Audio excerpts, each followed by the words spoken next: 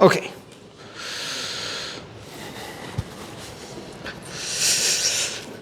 All right. So why is it an empty slide? It shouldn't be an empty slide. It actually should be this slide. Here we go.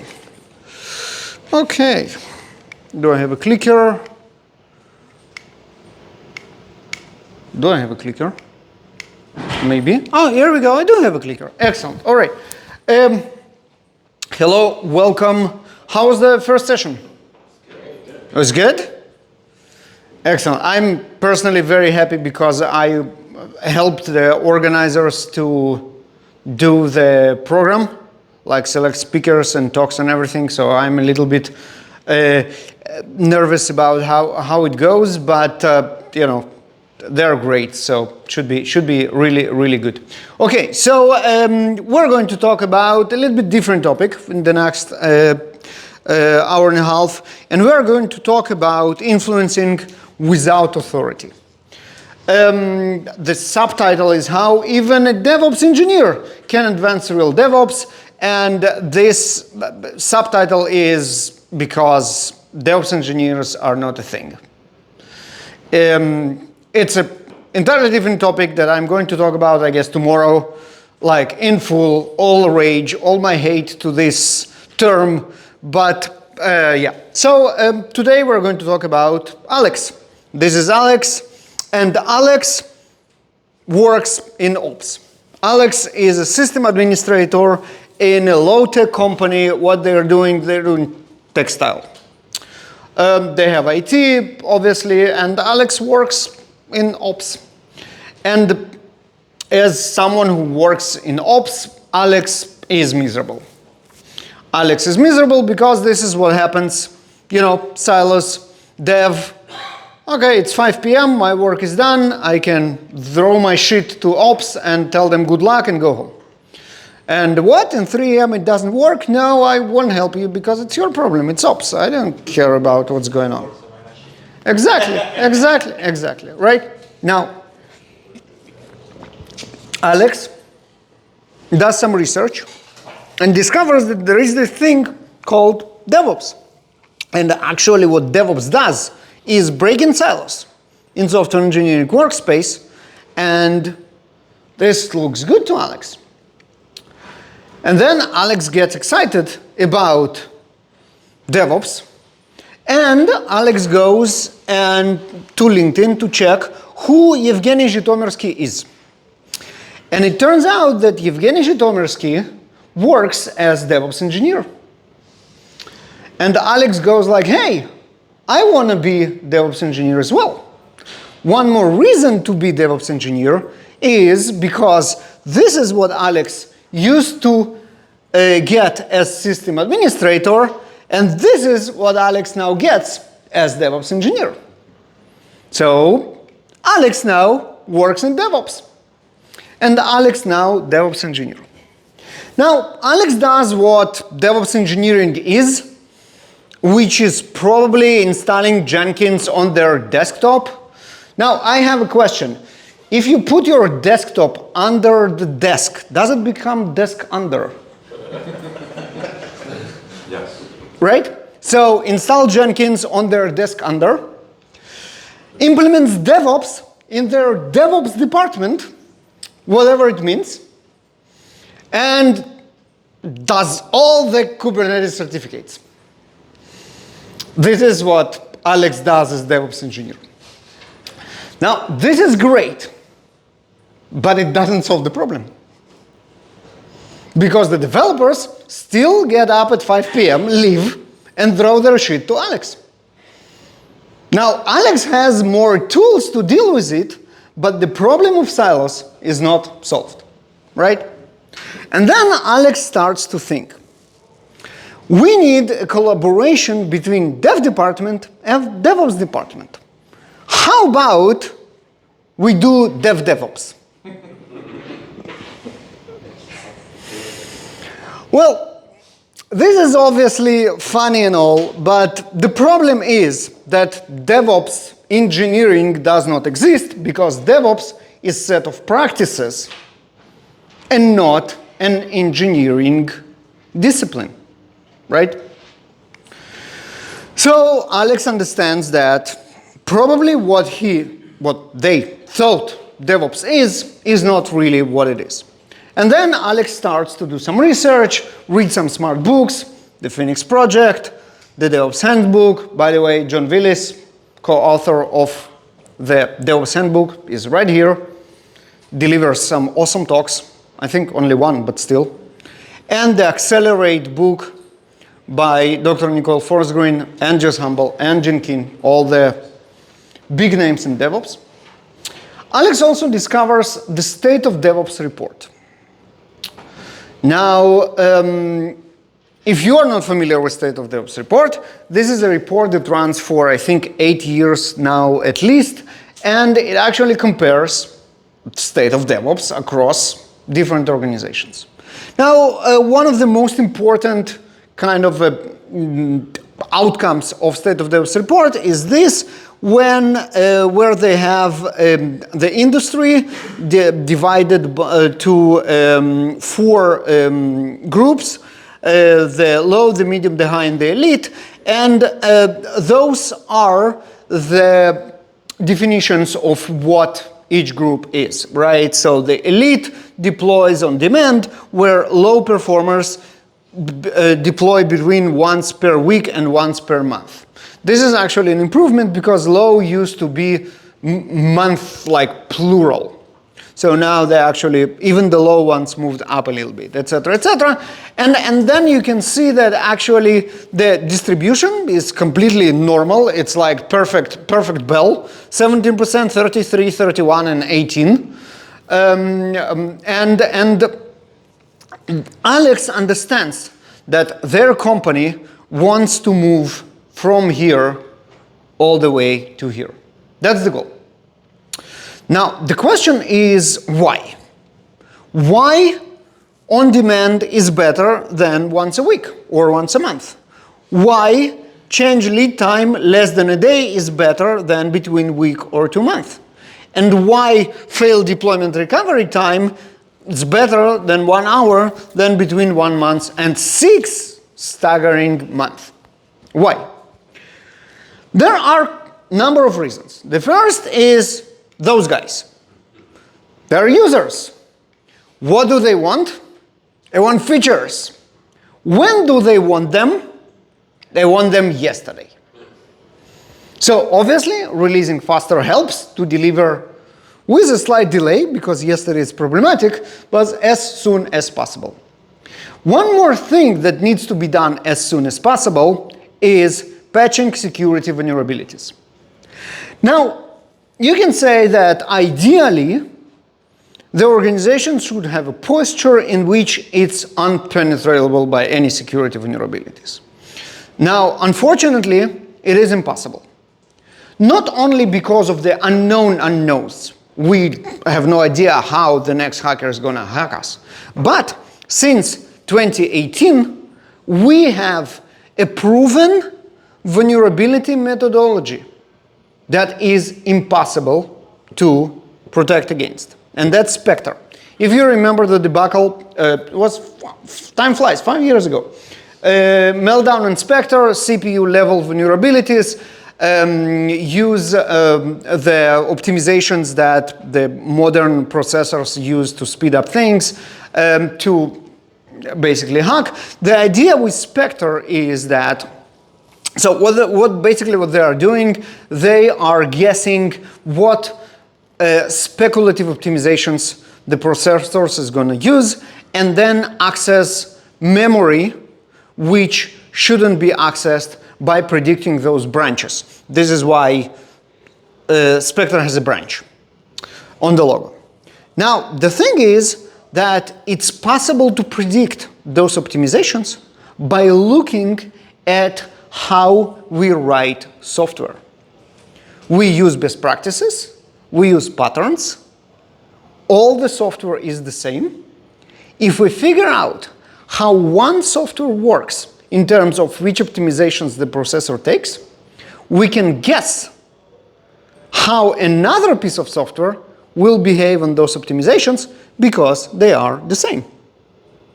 Now, what it means is that the only way to protect against Spectre is writing shitty code. I'm not saying there aren't companies that are protected. There are companies that are very well protected. But in the end of the day, we want to write good software, so we have a problem. Now, this is a very good reason to be able to release as fast as possible, because when we are attacked, we need to respond. In the end of the day, Alex understands that DevOps is an evolutionary pressure like every other evolutionary pressure in nature. Like, and Darwin here can attest to that. The industry got to this point when we do DevOps as a methodology because of objective needs, right? And then we need to release faster, and the boss like, hey, we must release faster, and then they have this great meeting, and the ideas are, let's hire more DevOps engineers, or let's skip testing. Skip testing will definitely get you to release faster, for sure, right? No doubt about it, that's just physics. Or, you know what, Alex, there is, how about implementing DevOps? And you know exactly how it goes, right? Now, the reason it ends this way is because our organizational tree. The decisions about company culture and methodology are right there, and Alex is right there. There is a huge differentiator in power in what Alex can say that someone will pay attention. But Alex finds the way. And this is what we're going to talk about. My name is Baruch Sadogursky. I'm at Baruch on whatever social media, X, Twitter, or competitors are this week. I'm developer productivity advocate with Gradle. Started as Java developer, still proudly wearing the hoodie many years ago, and then went to DevOps with JFrog that you all love and use. Now talking about developer productivity engineering. This talk, although, has nothing to do with developer productivity engineering, but the next one will have. So yeah, wrote a couple of books, DevOps tools for Java developers. It's exactly the combination of what dear to my heart, DevOps and Java, and the liquid software. Now, the liquid software is very relevant to this talk because this is about releasing faster and smarter and more secure and everything that we spoke about. So you're more than welcome to take a look. Now, this is the most important slide of this talk. If you go to speaking.jbaruch and see how I abused Switzerland national top-level domain here. Speaking.jbaruch for a page dedicated to this talk. It has the slides uploaded already. It has the video. Does it record? How does it look? Yes. Yeah, perfect. It records. Perfect. You'll be my video monitor. Thank you. It does. Excellent. All right. So you will have the video and all the links. Everything that I mentioned so far, all the books, the DevOps report, my books, everything, and everything that I'm going to mention from here, everything is already there. And in order to make it convenient for you to remember, it's actually in the bottom of, where is it? Each and every slide, right here. Together with hashtag DevOps Vision, this awesome conference, and at JBaruch, because, you know, you'll need it to praise this talk on social. Okay, so Alex finds the way to influence the organization to adopt DevOps without authority, because they are just DevOps engineers. What we need to do? First of all, we need to learn. And there are very few things that I like about Lenin in particular and communism in general, but learn, this actually has some merit. So yeah, so first of all, in order to understand DevOps, we need to do a lot of learning, and I already mentioned Phoenix Project, DevOps Handbook, Accelerate, many other great books. Books by Mark Schwartz, highly recommended as well. There are a lot of resources, podcasts, videos, you name it. Tons of them. Once we understand what DevOps is and we feel very confident about, we know what we are talking about, we are going to come to our boss and tell them how they have no idea what DevOps is. And we will tell them what DevOps really is. We storm into our boss's office and he goes like, no. No, just no. Why? Many reasons. It can be that everybody are just busy. There is no capacity for what we want to do. It might be that they will tell you, yeah, sure, of course we'll do it. Yeah, let's get some meetings and let's talk about that, and then maybe next quarter and start planning, and we're going to do, nothing's going to happen. Maybe, they will brush you off with stupid excuses and what's not. We don't need it, we don't want it, it doesn't work for us, we need to release once a quarter because this is what our customers demand and what's not. There are tons of reasons how people can justify their incompetence in DevOps. And maybe it's just inertia, organizational inertia. Things are hard to change. There are tons of reasons why you, as someone who's going to influence for DevOps, will want to give up. Because it's really hard to turn organizations around. The larger organization it is, the harder it is. But Winston Churchill taught us never surrender and never give in. So we won't surrender and we won't give in. Instead, we are going to learn how to influence without authority. What we're going to look at is called the Cohen-Bradford model for influencing without authority. It's based on their book by the same name, and you know where to find the link to this book, speaking.jbaruch. Now, this is a 6-step model that we are going to look at, understand, and apply to influencing for DevOps. And we are going to start at stage 1, assume all our potential allies. Well, it's a nice assumption, but it's actually almost meaningless. If everybody are potential allies, who do we really go to? Who do we recruit for our cause if everybody are game? So not only we need to assume that everybody will want to help us, we actually need to pick those who will be the most useful for us to help. How do we do that? We can look at a number of things. First, forward-looking teams. If you look at your organization and you see the teams that start doing things that others don't, those are the teams that can help in this cause, because people in those teams will want to move forward and understand the new concepts, right? So DevOps is not new, and probably forward-looking teams already looking at something after. What can it be? Platform engineering, developer productivity. Those, when you hear those terms from your colleagues, this is the team that drives the organization forward, that you want to make them your allies. The ones in the spotlight, those who get the attention from the management. It might be the same teams, but also might be other teams that you want to partner with, because if they are successful, it will get a lot of attention, a lot of good attention from the entire organization.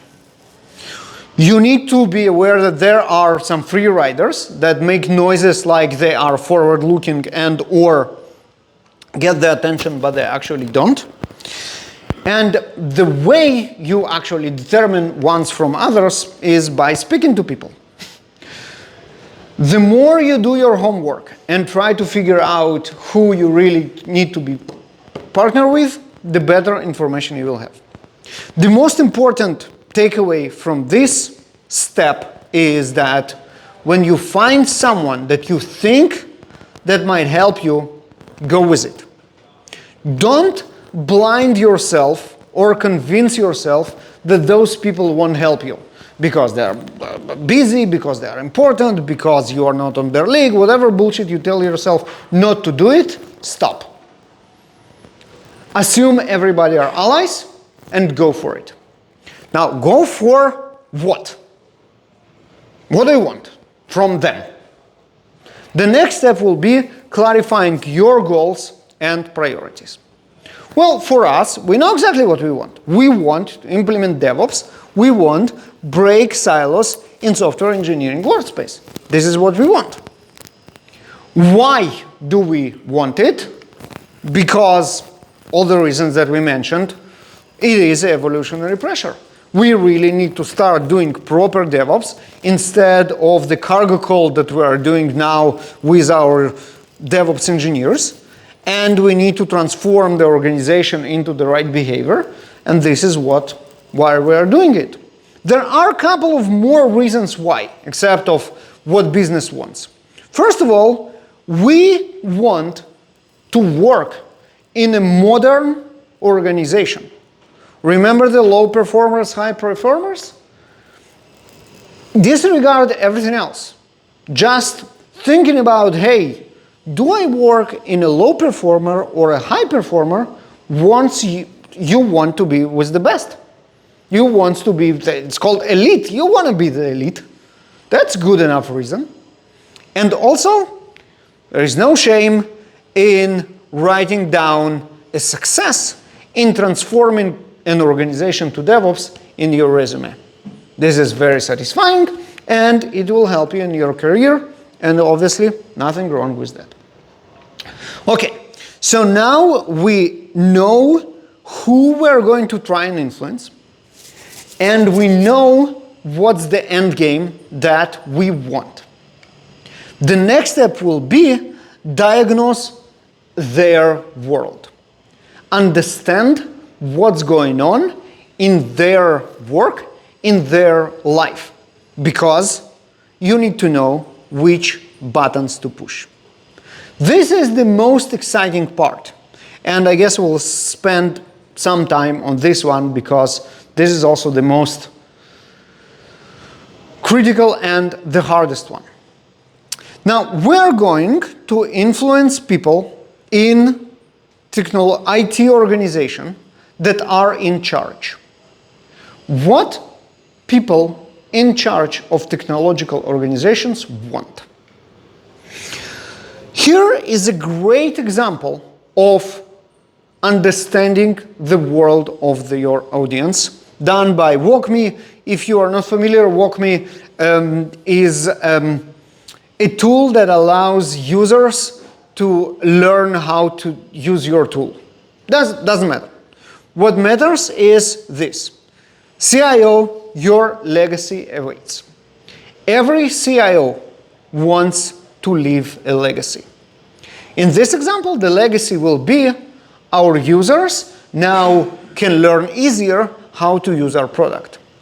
In our use case, the legacy is this. We have a low performers. We're going to take them to elite. This is the legacy. We just spoke about how it is our legacy, but it's also will be legacy for whoever helps us to move DevOps forward. Now, where do you look for clues on what their world consists of? Objective key results. This is what people are measured by. If we help them achieve their results by advancing DevOps, they will very much want to do that. Backlogs.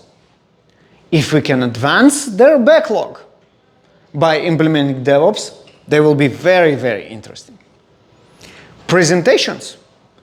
Internal presentations, external presentations. I'll tell you a story. I've been ranting about how terrible DevOps engineers are and how terrible the concept of DevOps teams is forever. One day, I discover that JFrog hires DevOps engineers. How does it make me feel? Now, if someone will come to me and say, hey, Baruch, let's change it. I know that you are in conflict You say in public that DevOps engineers are not a thing, but JFrog actually hires DevOps engineers. I want to help change you that, so JFrog will realize that they are doing wrong and do the right thing. Will I be on board with that? Of course I will, right? So this kind of stuff. Socializing, just water cooler talk that do not exist anymore, but it's coming back. Whatever replaces it or not. Talk to people. Again, that will help. I will give you a couple of examples of what can affect those purely professional aspects of people's lives. Metrics. How people are measured. If what they're measured upon is not compatible with what you are trying to achieve, they will never go for it. Right? If it's a team leader of a DevOps team and he's measured either externally or internally or even intrinsically by the number of people that report to him directly, asking him to disband DevOps team probably won't go that well. Anticipated reaction from their boss. You ask someone to help, what their boss is going to tell them about that. What their current situation in their work. Are they challenged or are they bored? Maybe we can take advantage and give them something meaningful to help you with. Organizational dynamics, structure, power, what's not. Will your change help their promotion or hurdle it? How their colleagues are going to react. There is this misconception that if we implement DevOps correctly, we will fire all the QA engineers. It's obviously bullshit because we won't have any manual QA. It's obviously bullshit, but there is this misconception. And it's very alive, especially in the QA teams, especially those who do manual testing. Now imagine you come to them with the idea of implementing DevOps. How are they going to feel about that? How their colleagues are going to feel about the person that will volunteer to help you to do that? What is their workload? Do they even have the bandwidth to help you even if they want? What's their attitude? What's their character? Maybe they're just not the helping type. Maybe they're just not into helping people. It will be a waste of time trying to recruit them. There are stuff that is happening outside of work. Do they even interested in doing something meaningful at work?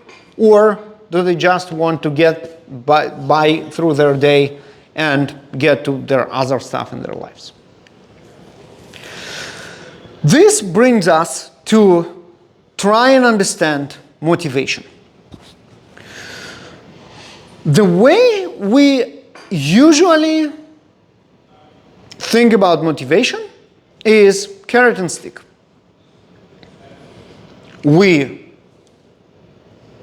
penalize bad behavior and we reward good behavior. And this is how it works.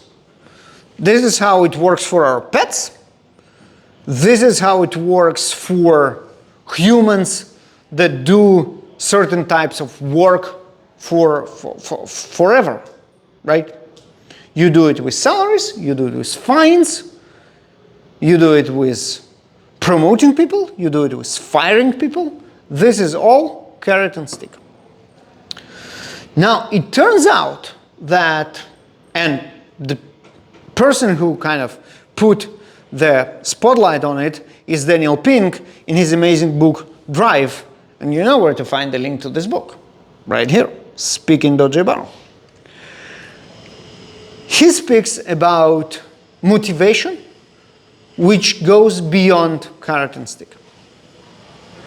This motivation applies to intellectual workers, to people who kind of solved the problem of money. Money is off the table, we're good, we're not starving, we don't need to fight for like month to month.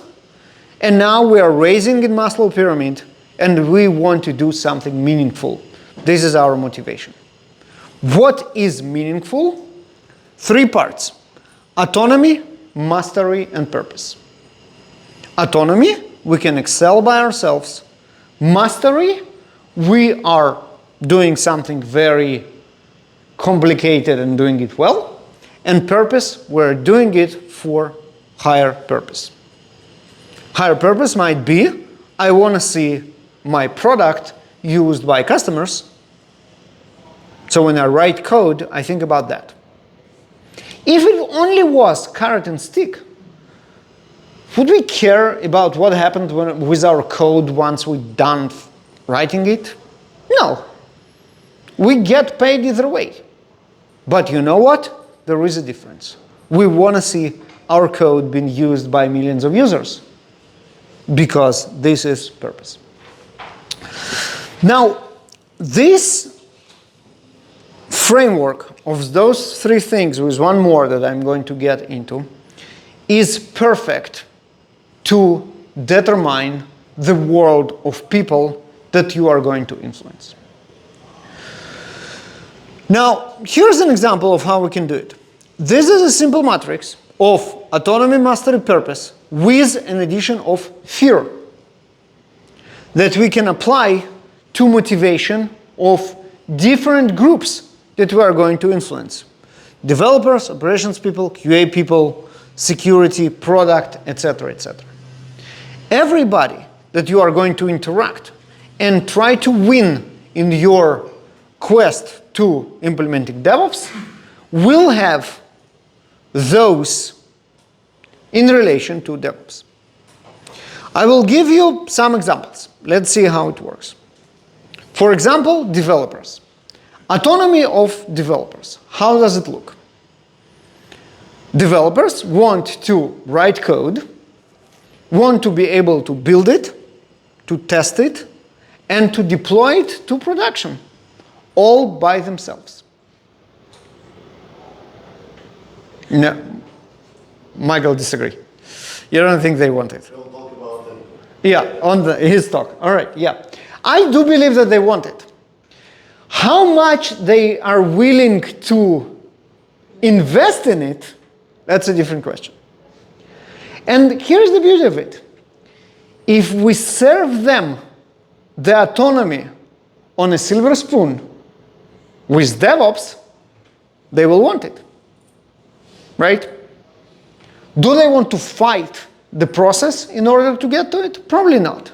And this is where they're like, okay, it's 5 p.m., I don't care anymore. But if they tell me, hey, you can actually do more. You can actually go all the way to production. And it's effortless because it's all pipelines. It's all automatic. You do the commit, next thing you know, your code is production. Do you want it? Hell yes. Okay, help me implement DevOps. Fears of developers when it comes to DevOps, we know exactly. Developers think that DevOps is an elaborate plot of ops people to make them, the developers, work harder. I have a talk about that.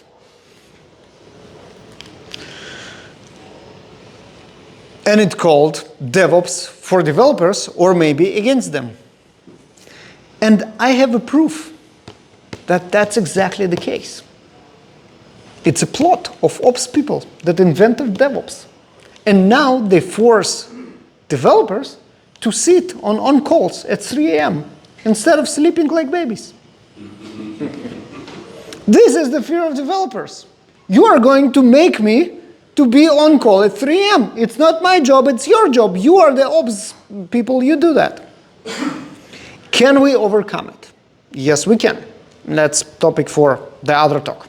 But yes, we can show them that they're actually going to benefit from it in autonomy, in mastery, and in purpose. Let's talk about ops. This is easy, right? DevOps, as I just mentioned, is for ops. They invented it, they roll with it, and they are just fine with it.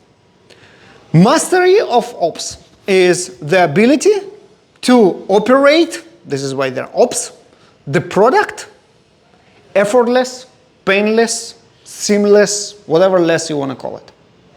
DevOps is invented for that. Ops should be on board from day one. Fears of ops is more interesting. What ops people can fear in implementing real DevOps? What do you think? Losing their jobs. Yeah. Losing their jobs, for sure. What else? Change. Those pesky developers are going to touch our priceless servers with their dirty hands. And will break something. For sure. And we will have to fix it. Terrible. This is the fear. How can we overcome it when we're going to convince them that it's not a real thing? We're going to explain to them about the pipelines and the guardrails and how the developers will be on board with that, and we learn, and everybody will be better off together. But this fear, when we diagnose the world of the other person that we're going to convince, the fears we have to address. Testers, I already mentioned the fears, so I'll get back to it. Autonomies of testers. What do testers want when it comes to autonomy? They want to be able to do their work, QA, quality assurance, by themselves. They don't want to be reliant on ops people for provisioning environments, for having those labs that are down most of the time and overloaded the other half of the time. They want to be able to do their work like everybody else. Does DevOps help? You know it does.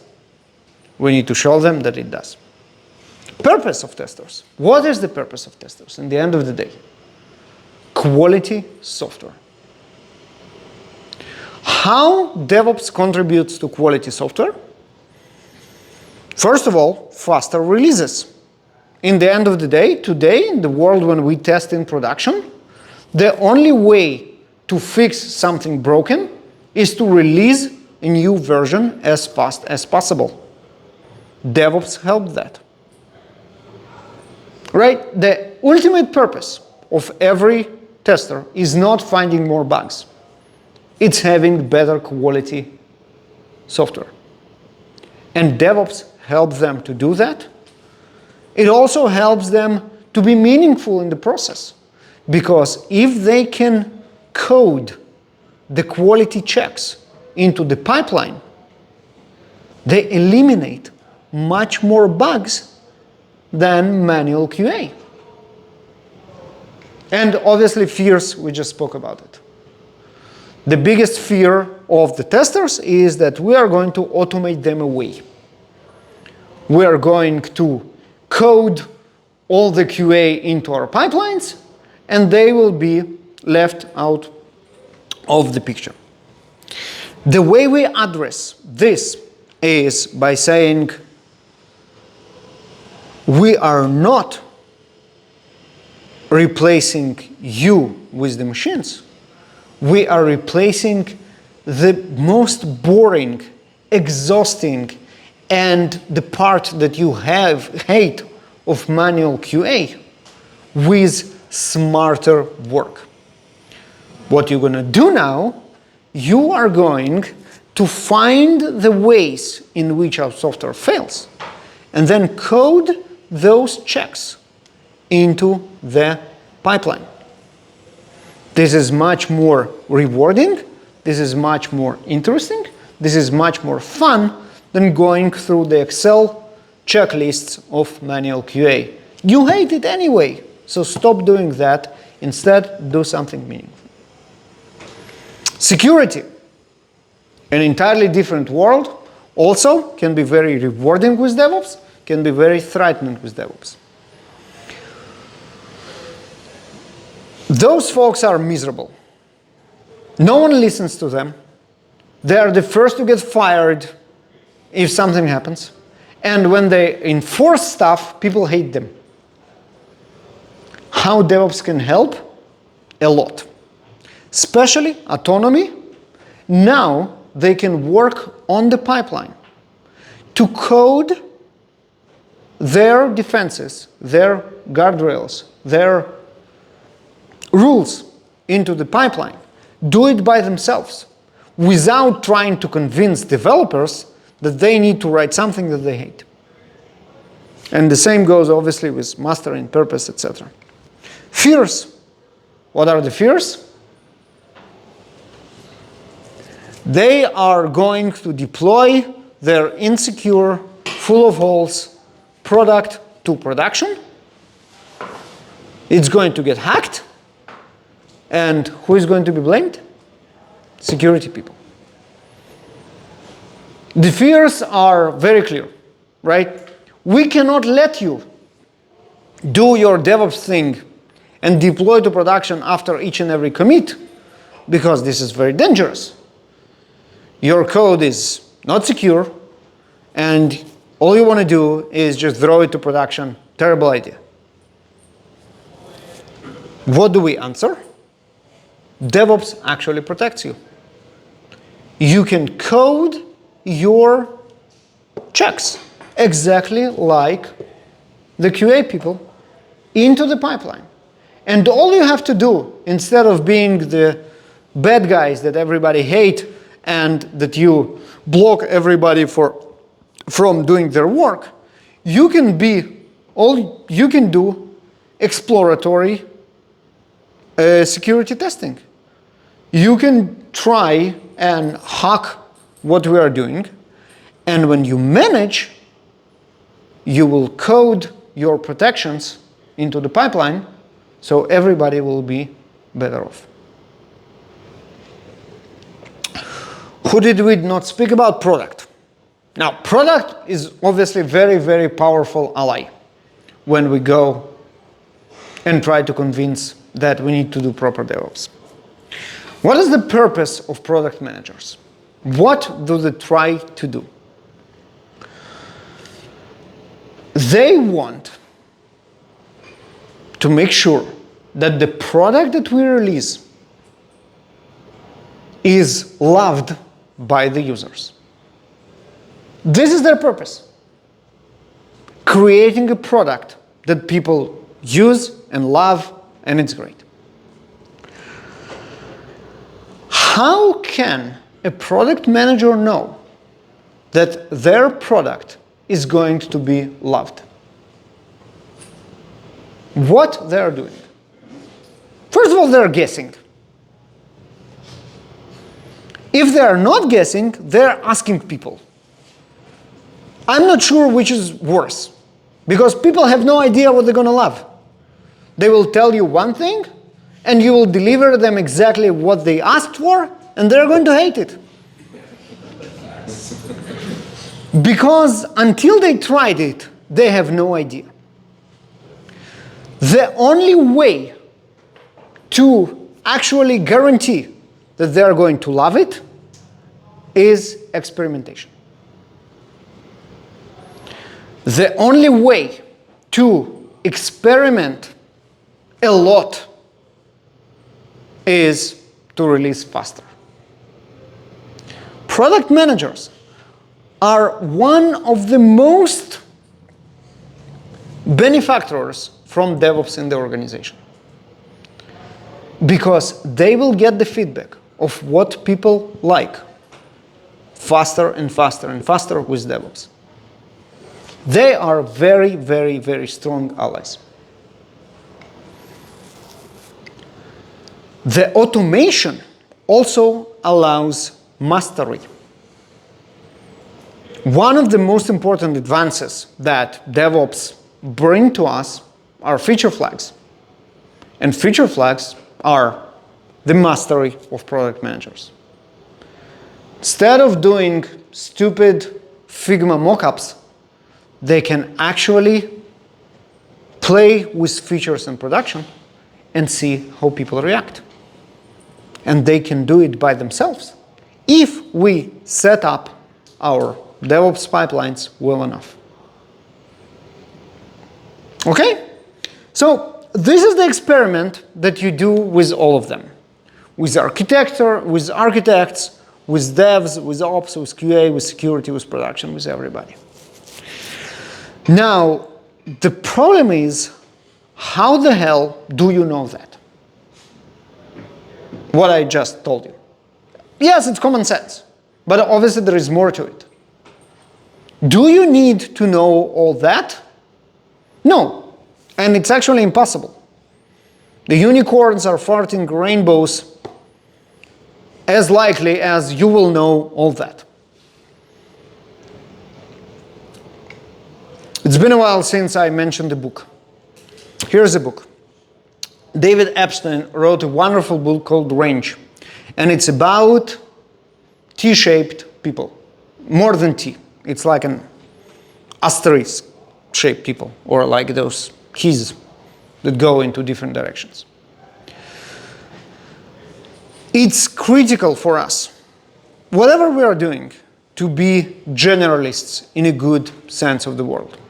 Knowing a lot about one thing, but also a little bit about everything else. This is what will allow you to actually do what we just did, do this experiment in your environment with your people. So that was that. Diagnose the world of other person. We know who we're going to influence. We know what we want from them. We know how we are going to play on their strengths and weaknesses. Now let's see what we can employ, which tools can we use in order to influence them. This is highly subjective. So this is just a general explanation of what to look for. In every case, it will be something else. Currencies that you can trade. Inspiration related. This is great for DevOps, because DevOps is an idea, right? Selling an idea you can do with inspiration. If you inspire people to get behind this idea, they will do it for you. Task related. Does DevOps advance something that the other person needs to do right now? Position related. Will it help their career? Relationship related. What they can gain in terms of favors or relationships with other people in the organization if they do it for you. Maybe here you want to say, you know what? You are going to present our new DevOps vision, DevOps vision. Our new DevOps vision to our CEO. You will improve your position, you will build your relationship if you're going to help me. Person related, something personal. You come to Baruch and you say, Baruch, you want to get rid of those DevOps engineers? You got me. Because that's my thing, right? So that also might help. Look for symbiotic relationships. This bird that I forget the name of, and the Nile alligators, completely different species. They live in symbiosis because they have something to gain each one. So the bird actually picks on the leftovers of food in the alligator mouth, and this is how the bird eats, right? This is their food. For alligator, that's their toothpick. This is how the teeth are staying in shape, and this is obviously critical for an alligator, right? So this is a great example. I will give you one example of something that can be a great currency and hits a lot of boxes in the concept of trying to show the benefits of DevOps. And this is hackathon. Now, hackathon can be interesting because, think about it.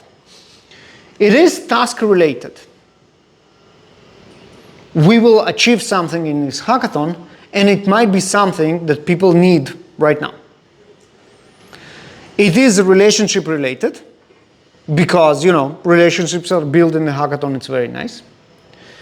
It might be position related. If the hackathon is successful enough, people will get promoted. And what else did we have? Inspiration, obviously. Successful hackathon, that we will do something that relates to DevOps. We might build a small pipeline for one team. We might, brainstorm together in an empowered team and show everybody how great empowered teams are. We might get this product person excited because, hey, this is something that we can throw to production tomorrow and see how people react. This is a lot of inspiration in hackathon. So this is a very multifaceted tool. And I'm not saying that, hey, first thing you do tomorrow is come and, hey, let's do a hackathon to convert everything to DevOps. But it's an example of currency that you can use in order to get other people as your allies. Okay, you got the currencies. Again, we know who we're going to influence. We know what we want from them. We know which buttons to push. We know exactly what to trade with them. Let's talk about blocker that can arise when we are so close to actually start doing something, and that's relationships. Remember this? It might be because of the power differentiator that we mentioned. But you know what? Look at this smart face. I want to punch him. I don't know how about you. This is not a good start, sitting with this impression on their face. Don't do that. Be nice. Be likable. You need favors from people. There are tons of books that explain how it works. Sway and Superconnector, Never Eat Alone, and How to Talk to Anybody. And it's an entire industry that teach people how to be likable and nice. Not all books are great, and not everybody is applicable to everything. But remember, if you want to influence somebody, you cannot be this cynical smark that everybody hates. No one will help you. That's the only advice I can give here. Don't be a dick. And once we've done all that, and people like us, we can get to the influencing part. Now, influencing part is amazingly simple. It's just quid pro quo. We know this term, which is give and take in Latin, in a very negative connotation, right? This is where, the bribes, the corruption, and what's not. But actually, there is nothing wrong with the exchange as long as there is no abuse of power or corruption. In the end of the day, if you think about it, all the influence on anyone else is either you make them because you have authority, or you trade with them if you don't. This talk is called Influence DevOps Without Authority. So we cannot go and say, you do DevOps now. All we have left is influencing through give and take. Now, when you plan your give and take, there are very few types of exchange in the end of the day. Interest alignment, which is the optimal. You both want the same thing. And this is all you did, is you showed the other part that they want it as much as you want it. And this is obviously ideal, but it's usually not the case. What else do we have? Barter. I'll do something if you do something right now. Now, this is also a very it's very favorable scenario if you have something to give. But it's not always. Think about Alex, think about whatever head of department that they try to convince. Probably they don't have anything they can give them today. Maybe organizing a hackathon, but maybe not. There are two more. Owe a favor and call in a favor if they already owe a favor to you. This is all. This is all. There is nothing else. In the end of the day, all this influence without authority, all the influence in the world, which is not, hey, do that because I'm your boss, is trading through give and take by owing a favor and calling a favor. There is nothing more. And that's all. Now, you're very smart, you're very happy, and you come to your boss to influence without authority, and you get this.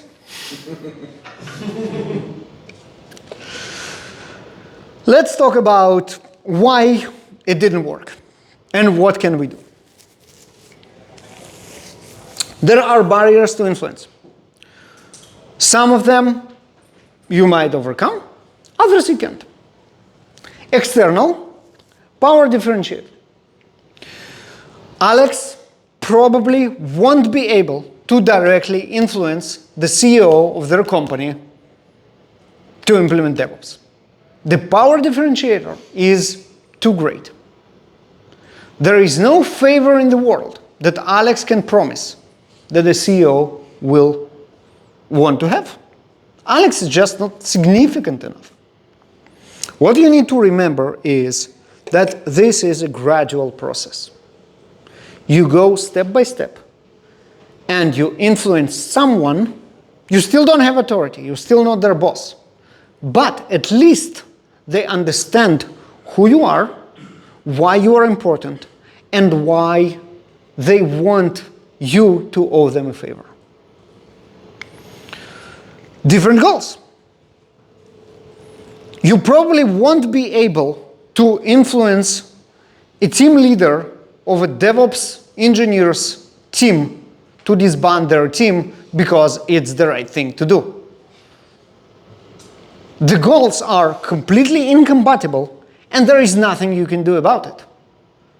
All you can do is look for other people, expect them, the team lead, to hate you, and live with that. The goals are just incompatible, as there is nothing you can do to marry them. Same with measurements.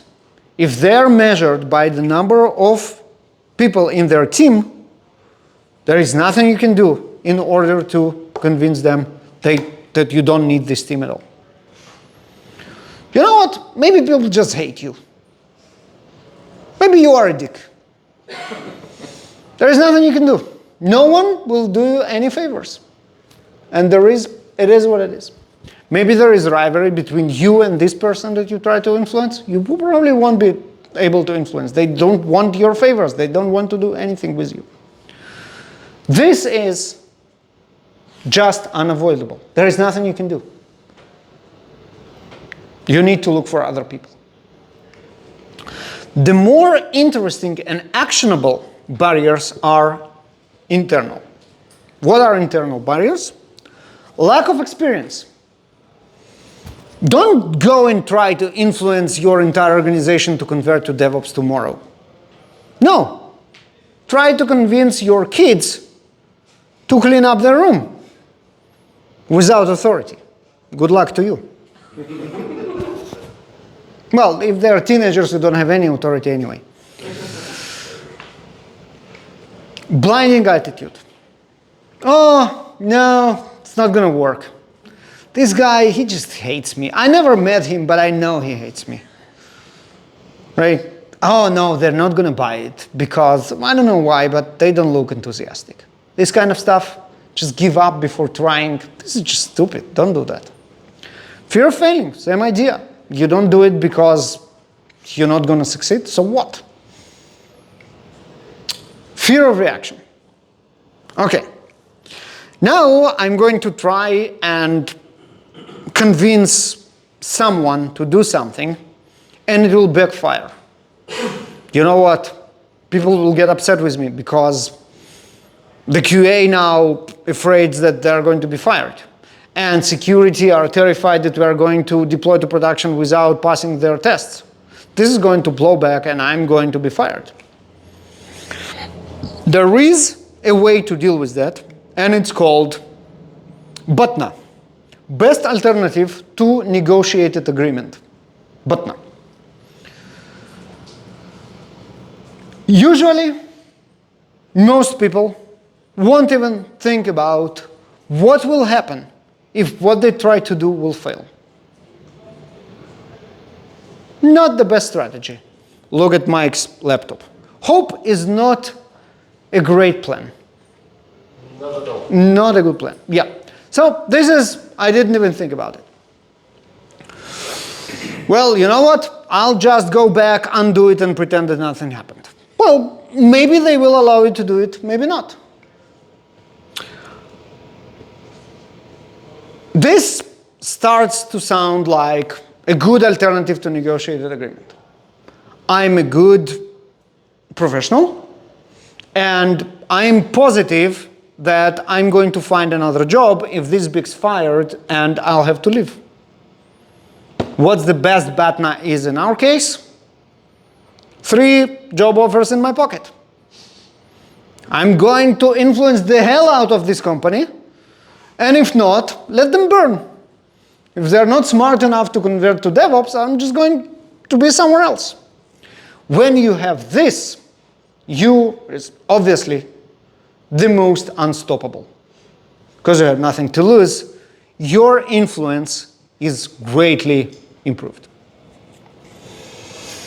You need to remember also that most of the time, it's a one-shot deal. If you blew it, there is no do-over. You can try and find some other allies that you will try to influence. But coming the same time to the same person probably won't work. So be prepared. Do your homework, go through all the stages, have a solid BATNA, and then take your shot. Now, fun thing about convincing for DevOps is that we already have a lot of answers to the questions, to the objections that we expect. And we spoke about some of them, and I'll mention a couple of more. For example, we spoke about engineers saying, on-call is not my job. You come to the team lead of developers and you're like, hey, let's do DevOps, and they're like, she's gonna make me to wake up 3 a.m., I don't want it. As I mentioned, I have a talk, DevOps for developers. It's, by the way, right there, speaking.j Baruch. With the video, you can watch it and see how do you answer this. Managerial concerns. What's wrong with what we are doing now? Who cares that some report calls us low performers? We're fine. We're releasing once a quarter. Everybody are happy. We don't have any problem, right? Wrong. Time flies. Equifax happened 10 years ago already? Less than 10. Probably 7? Yep. 5 years ago, Equifax CEO falls on his sword. It's actually weeks, so it happened in 17. Not that bad, 6 years ago. And resigns because of a vulnerability that was open for a month because they didn't patch it fast enough.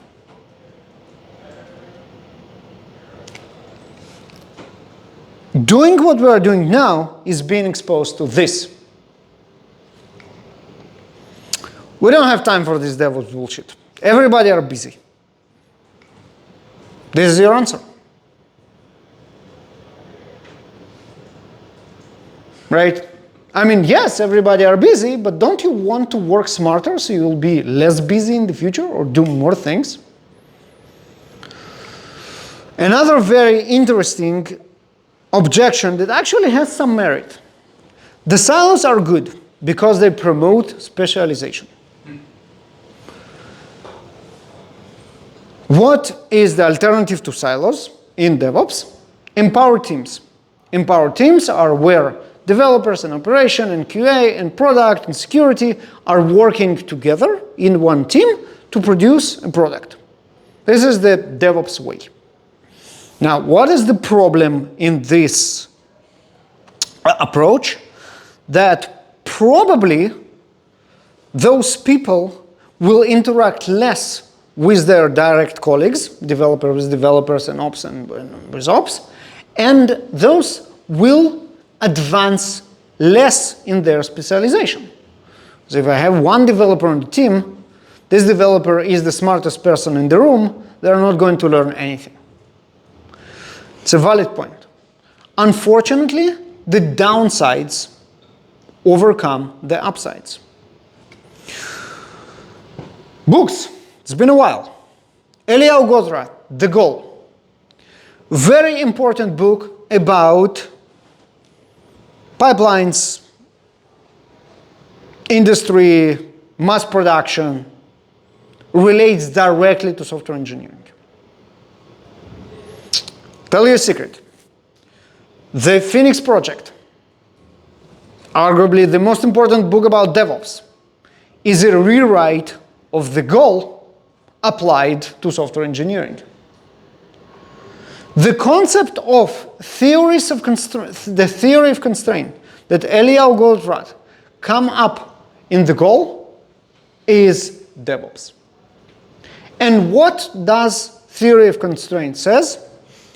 If you don't optimize at the bottleneck, you don't optimize at all.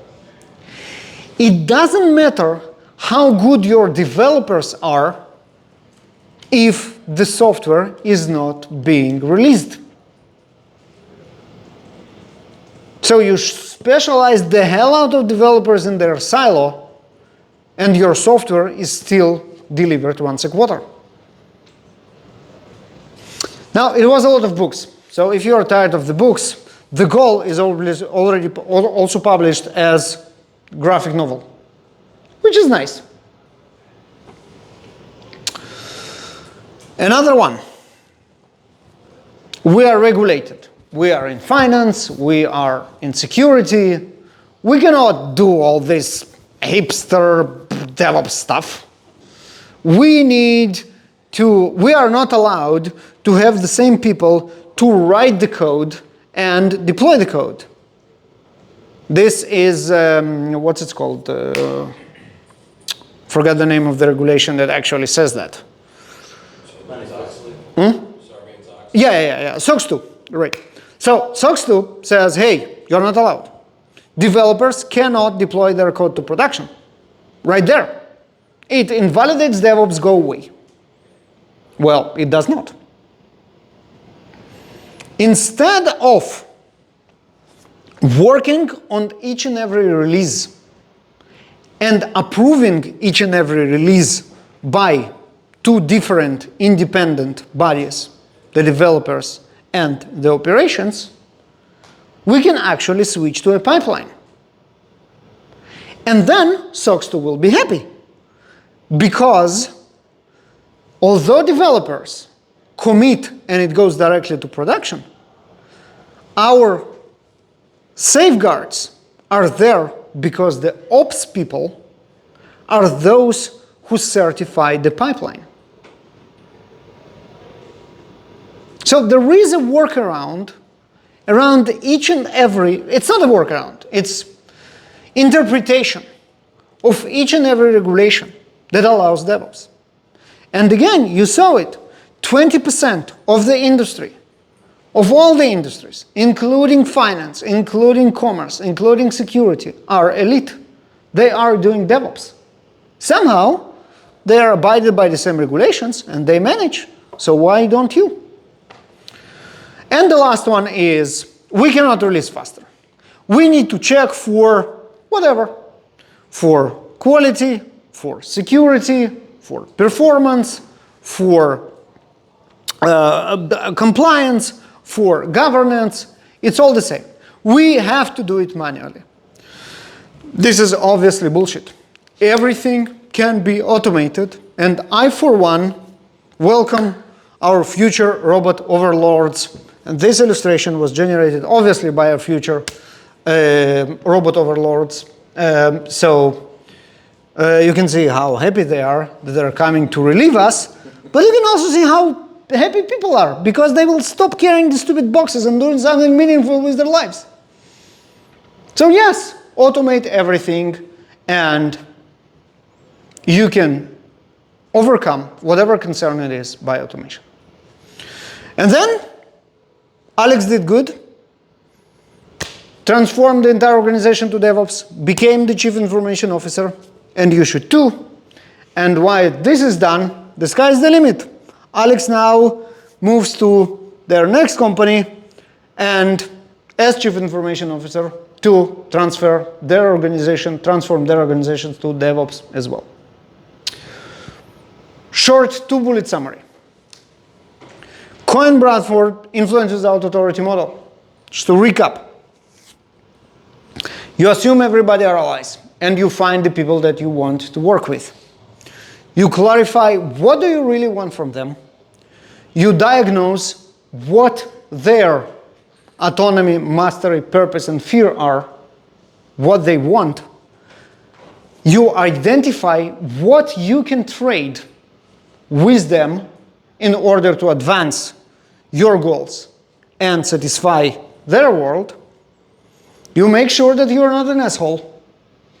And then you influence through give and take. This is all. In order to be successful and prevent that, you need to look at the barriers for influence, both internal and external, and be ready. Practice, do your homework, have a good BATNA, and remember that you might have one shot in that. And with that, have some time for questions and what's not. I'm at Baruch everywhere. The hashtag when you prize this amazing talk will be DevOps Vision. And speaking.jbaruch, you remember the slides are there. The video, if it's still recording, will be there. All the links for all the books and everything else is already there. Thank you. We can also be smart and be the first in line for lunch. This is also fine. Yes? This is great. Sounds like a psychology class to me. Excellent. Yeah. So that's awesome, actually. Yeah, what we needed. I have lots of questions, so let me start with one. Should I hang on to this knowledge or share with anybody?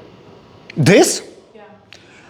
You're not tricking anyone, right? In the end of the day, if people feel that you do some voodoo on them and they kind of do what you want, I don't think they're going to feel good about it. So can I run this presentation in my organization and say, this is DevOps? You should. Okay. Of course. And let's work together. Let's find out when we have alignment, and then no one has to give anything. When we are not aligned, let's see how can we do this favor thing. It's all public knowledge. This is all public knowledge, but the only thing is when the value system is there and when it is utilized, that is the basic fundamental, right? Otherwise, it can be exploited. Other departments will exploit DevOps. In the end of the day, everything can be exploited, right? And in the end of the day, you trust people that will do the right thing. Now, I don't think that here we're opening a Pandora box and now everybody will become wizards of influence and will influence other people to do nasty stuff. This is not that deep. It's not your neuroprogramming humans that will become zombies and will do what you wish for them with voodoo needles. In the end of the day, what it does is putting out there something that is absolutely basic. By the end of it, when we got to this, you're like, duh. Obviously, people trade favors. The only thing that is here is a little bit of framework, a little bit of order to the madness. But it's not some magic voodoo that suddenly you will be able to manipulate people in the way they want to feel. It's not that. I mean, maybe there is somewhere some knowledge that none share with us, obviously, for the obvious reasons, but this is not that. This is not your neuro-programming weapon. I just had a comment to kind of add to that. I agree that it's not really manipulation. It's really thinking about it as a win-win, right? Of course, that's in the end of the day the idea. You win because you're helping me win. And even if you go down this list of the best ways to influence from alignment and barter to the less favorable of trading favors, in the end of the day, it's still there in the clear. I will do this, you will do this for me, and I will owe you a favor. And when you need something from me, you will come back and ask. There is no manipulation here at all. We want to aim at the higher levels of give and take when no one sacrifices anything, but even for a time, when there is a perfect interalignment, or we can just give something in return right there. The challenge that I see as a DevOps engineer is, when you want to influence, it's just that, the mutual understanding when it is there, it's okay.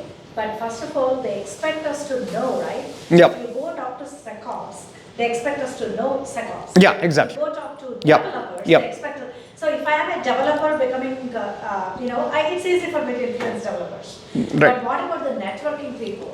Absolutely. That homework Yes. and the boundaries Yes. and the expectations. Yes.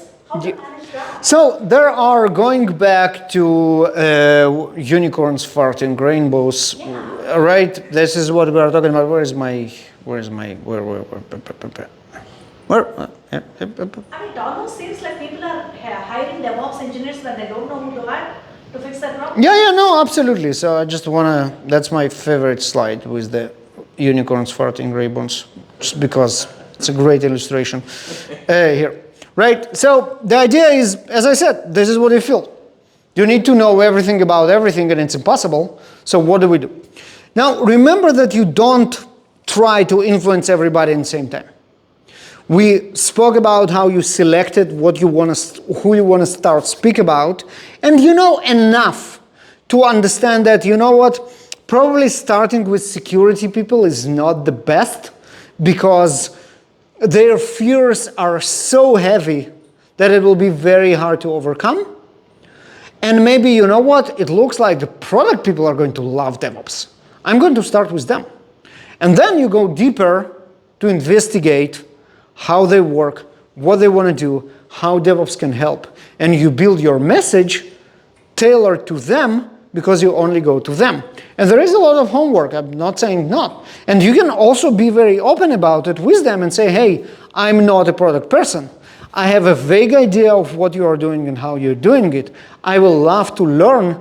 Tell me, because I try to find a win-win here. I'm not hiding my goal. Hey, tell me everything about what you know. Aha, now I can manipulate you. No, you're not hiding the goal. You're actually saying, hey, let's see how this thing can benefit together, and just go after one of them that you selected for all the other reasons that you want to influence. That's awesome. Actually, the DevOps position itself, there is an advantage. Of course. They're not the leaders, and there is no pressure. And Of course. And people who get DevOps, they are by definition right here and touch everything and know a little bit about everything. But the next thing is not to present ourselves as a problem to the leader. When the leader doesn't know and you know, Yep. you still need to work Yep. upwards. But this is your graduate influence, right? So you might start with your peer in the product team and then say, okay, let's see how can we influence your team lead. You work with them and try to find what leverage can you have, or what favors can you promise that will make sense to those people. And then it's, because of the power differentiator, you don't try to aim too high. You go in stages.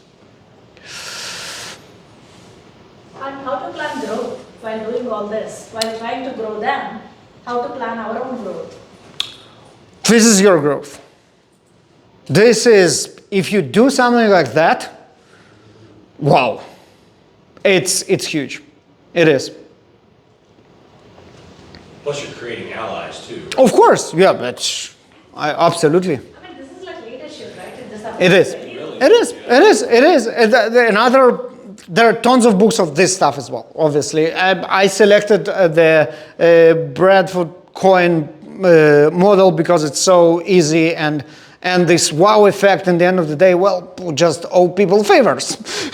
but there are tons of books that are exactly that. How to lead from behind, leadership without authority. There are a bunch of them. They're all the same. They're all that. But then we have to be technically solid. Yes, for always, always, always. This is always. If we're working in IT, our credibility is our technical knowledge, for sure. For sure, always. Regardless of who you speak with, you have to know your shit because there are engineers around us and they smell a rat like no one else. No one said it easy. It looks easy, but it's not. It's good to know the framework. Absolutely. Sure. Training on teenagers is great. Yeah, if you can influence your teenagers, you can influence your boss like that. All right, thank you very much, folks. Let's have lunch. Thank you. Thank you.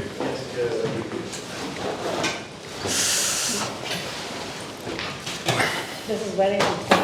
Thank you so much. Thank you.